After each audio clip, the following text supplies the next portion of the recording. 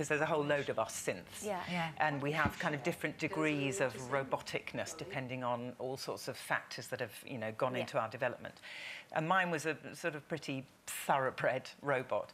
And Dan was he was there with us the whole time watching the economy of movement. And so we had this thing called Synth School where we all got together and learned how to be robotic. And the first thing he taught us was that we should lead with our eyes, because he said the eyes are the things that are going to be taking the initial judgment. So you would always lead with the eyes. Oh, that's it. Oh, you've just done it. If you absolutely but need the to. eyes are key to the role anyway. You can see on the screen there. Did you have to wear contact lenses? Didn't, thank goodness, no. Actually, how did they do it? I was quite relieved. It was all done in post-production. CGI, it was all painted on. Yeah. But so you have to basically unlearn everything you've ever learned as an actress, which is obviously being very expressive and... Yeah, and I always, when I'm acting, I try to completely relax and forget any sort of previous experiences of acting and just, which I'm sure shows. I've never done it before. No, but actually I do try to just listen and respond. That just and keep it as simple as possible. And you can't do that with this because you can't respond. So you're listening, but you're actually just processing. It was very odd. Because we all watch it as a family, and we're always a bit strange for about 10 minutes after, and you think, this is possible. In fact, Stephen Hawking says this will be the end of the world, doesn't it? Artificial intelligence. It is eerily possible, I think. And what's brilliant about the series is because it's set in the present, you do absolutely relate it to your life. So the Hawkins family, which is Catherine Parkinson and Tom Goodman Hill's household, you know, that's like lots of families, and we have iPads and phones, and you know we interact with machines the whole time. And this so just you taking it to the nth degree. This could happen. I'm loving the idea of it. Do the washing up. That sounds great, that bit, doesn't it? I know. Yes, and then the husband finds the 18+ by now. It was shocking, wasn't it? I know. The human condition.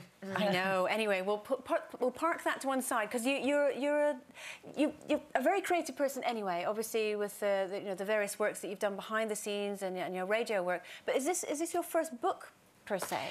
Yes, it is. Yeah, and it came out in hardback last year. It's out today, in fact, in paperback, and it is indeed my very first one. Yeah, it's quite a scary thought, actually. But you're very open in it, because, you know, I suppose some might say it's almost like an autobiography, but it's not that. It's like a collection of essays about your life. How did you choose which parts to talk about, or did it just come quite naturally? I'm glad you said it's not, because it, you know, very definitely isn't an autobiography, and I took a decision very early on. I wasn't going to write about work. I didn't want to write about the other actors I've worked with and that sort of thing.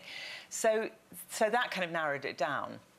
And then really I just thought about the sort of stories that popped into my head, and I kept a notebook constantly with me, so that as I was going along on a bus or something, I'd suddenly think of some weird thing, you know, like we all do. You think of something odd that happened to you, and sometimes it's a big story, and sometimes it's a tiny story of something that happened to you that morning in a shop. And I'd just write a note, and then what I tended to find was that often stories grouped themselves together, so that it became not just writing an anecdote, but actually writing a chapter which was about a particular group of things. Its charm is that actually there's a lot of commonality in there for everybody. That's really why I didn't particularly the one want that resonated with me was the chapter about small talk, because I am rubbish at small talk at parties, and so there's a whole chapter on that, isn't there, about your mum and your dad, and you know how conversing at parties, which I thought was great. And so it's not like an autobiography where you're reading about somebody else and you're outside of the picture. It's a book that actually you go, oh yeah, I think like that as well. Yeah, that's really what I was after. I didn't want to write a book which was, you know, sort of,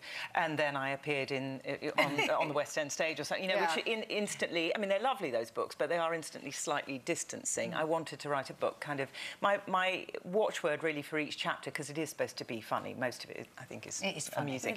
My watchword really was I'm the idiot, because also I didn't want to be cruel.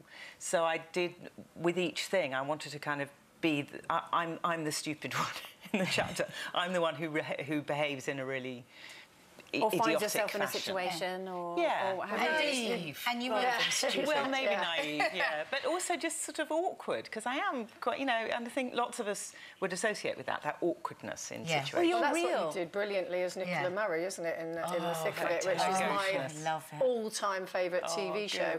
And last night I was watching Veep, which is obviously sort of the American version, kind of it, and you can do a very good American accent, we hear there. And do you kind of watch Veep and think, oh, that could have been me? I never thought that, actually, no, because I knew that they were developing it separately. And also, Julia Louis-Dreyfus, I mean, you know, why would you not, really?